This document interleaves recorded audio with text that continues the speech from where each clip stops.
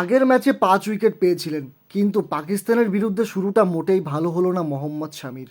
লজ্জার নজির গড়ে এদিন বোলিং শুরু করলেন।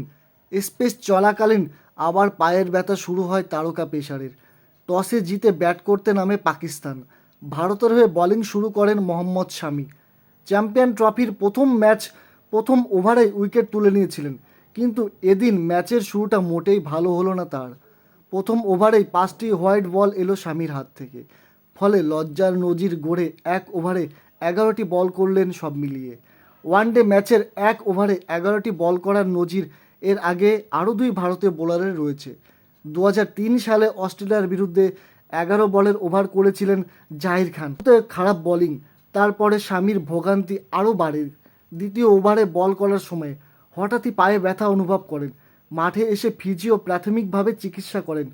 কোনো মতে ওভার শেষ করেই মাঠের বাইরে বেরিয়ে যেতে হয় শামিকে। বেশ কিছুক্ষণ বাইরে থাকতে হয় তাকে।